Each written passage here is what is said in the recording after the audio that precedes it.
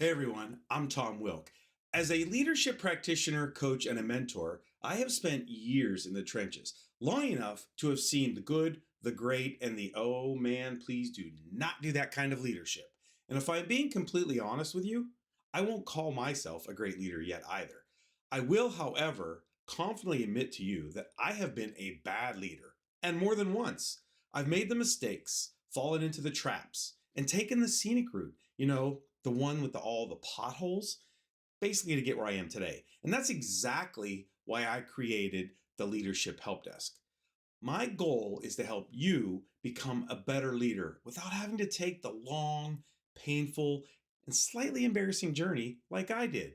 I want to help you avoid those pitfalls and the leadership traps that sneak up on all of us as leaders.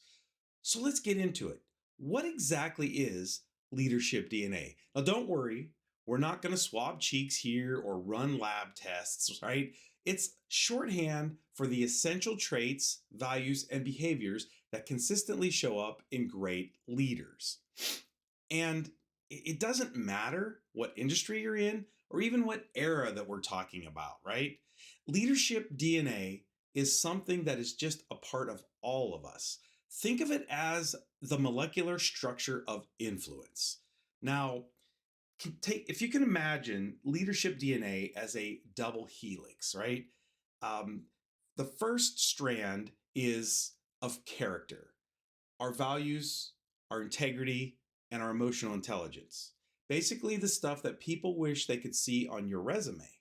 The other strand is competence. It's your actual skills, your vision, and your ability to execute. These are the things that actually get you hired.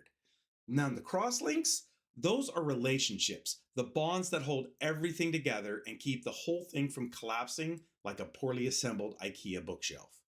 This DNA, it makes up every leader, the good, the bad, and the indifferent but somehow still in charge of people leader. Now, in this series, we're going to break down that code. We'll explore self-awareness, strategic thinking, interpersonal skills, accountability, basically all the things that I wish someone had set me down and explained to me before I had to learn them the hard way as a leader. So I like to break a leader down into two components. The first component is the hardwired, your genes. These are your natural talents, your personality traits, basically your default settings.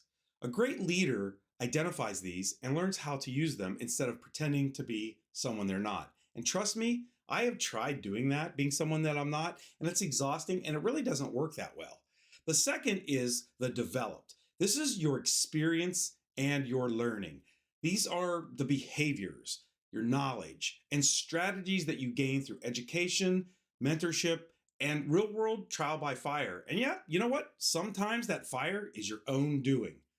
General Colin Powell said it best: effective leaders are made, not born.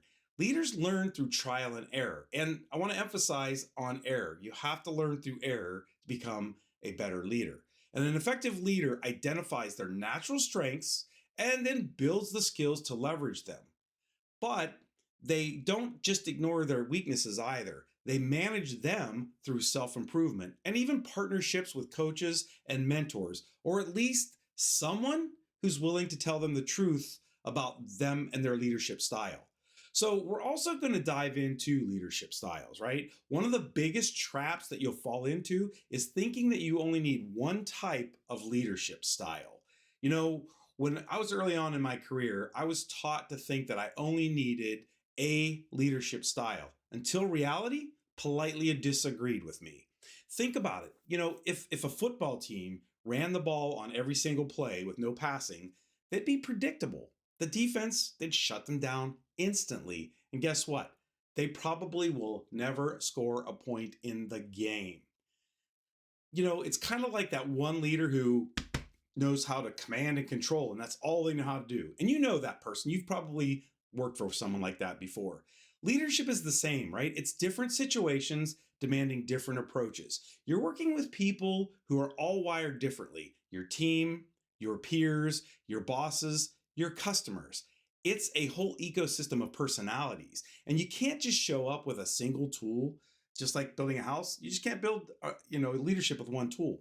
If you have only one style and you overuse it, it's going to become your greatest weakness. So in this series, we're going to talk about the good, the bad, and the ugly of many different leadership styles. Because at the end of the day, your goal as a leader, it's not to have a favorite style. It's to be effective. And preferably, you want to do that without driving your team crazy. So, there is just so much to cover when it comes to leadership DNA that I'm going to stop here for this video. But this is just the beginning. I invite you to join me on this journey. Start watching the series, and let's work together to decode your leadership potential. I'm Tom Wilk, and I'll see you in the next video.